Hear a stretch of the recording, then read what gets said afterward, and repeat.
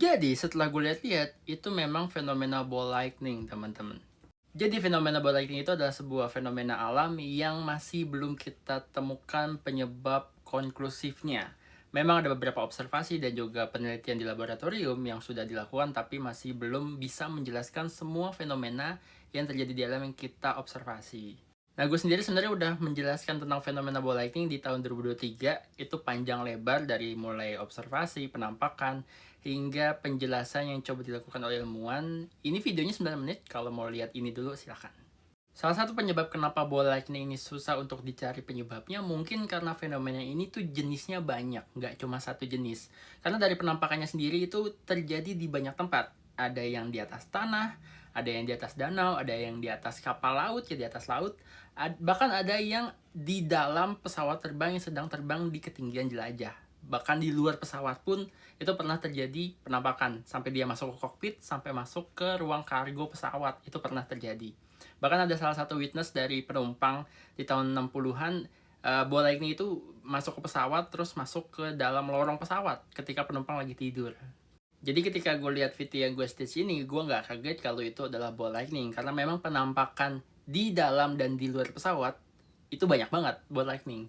Salah satu case yang gue sebut tadi itu adalah ball lightning yang masuk ke pesawat kargo. Ini bahkan ada papernya, judulnya An Initiation of Ball Lightning in an Aircraft. Ini tuh meneliti studi kasus sebenarnya, dari kasus di tahun 1960-an, dari munculnya ball lightning di dalam pesawat kargo dari California ke Hawaii. Bagi yang mau baca langsung papernya itu ada di drive gua. Jadi ceritanya di tahun 60-an ya, di tengah 1960-an, itu ada penerbangan USF C-133A in flight, itu pesawat kargo dari California ke Hawaii, terbang di ketinggian 18.000 kaki. Lalu di sini dibilang kalau pesawat tersebut menembus kabut selama sekitar 15 menit dan terbentuklah Sun Elmo's Fire di radom. Radom itu radar dome di depan moncong pesawat. Itu terbentuk Sun Elmo's Fire itu seperti plasma.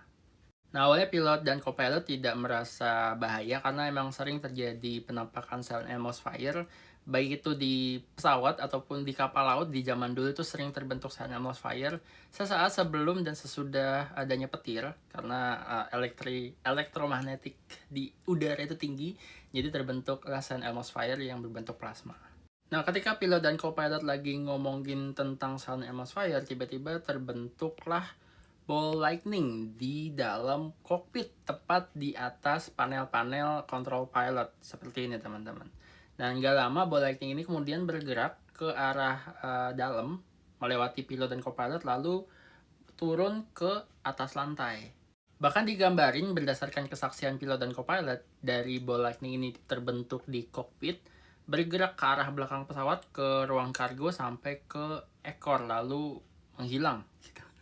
Nah, terbentuknya ball lightning di pesawat tersebut itu diperkirakan karena tingginya elektromagnetik yang terjadi di udara.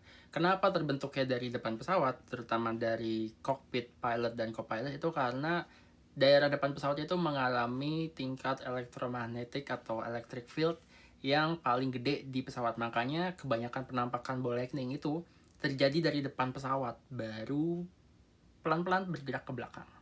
Nah, itu jenis ball lightning yang terbentuk di ketinggian. Ada juga yang terbentuk di tanah, dan kebetulan pernah di tahun 2012 nggak sengaja diobservasi lewat spektroskopi oleh peneliti dari Cina. Mereka ngeluarin paper judulnya Observation of the Optical and Spectral Characteristic of Ball Lightning. Jadi pada saat itu mereka niatnya mau merekam petir di Tibetan Plateau atau dataran tinggi Tibet, dan tiba-tiba muncul ball lightning ya, kebetulan kan. Jadi mereka melakukan observasi dan pengukuran langsung terhadap ball lightning. Jadi ceritanya mereka udah nyiapin peralatan buat merekam, kemudian petir nyamber tanah dan tiba-tiba terbentuklah ball lightning berwarna putih dengan diameter 5 meter. Kemudian bergerak sekitar 10 meter, lalu mulai naik ke atas dan berubah menjadi warna merah, terus-terusan menghilang gitu.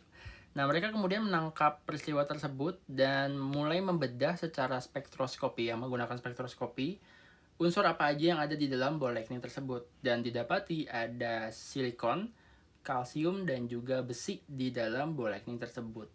Nah, hasil dari penelitian tersebut menunjukkan bahwa kemungkinan besar petir mengionisasi unsur-unsur di dalam tanah karena memang silikon, besi, dan kalsium itu adalah unsur-unsur yang banyak ditemukan di tanah kan. Kemudian petir nyamber, terjadi ionisasi, terbentuklah ball lightning. Tapi ini tidak menjawab fenomena ball lightning yang terbentuk di ketinggian pesawat.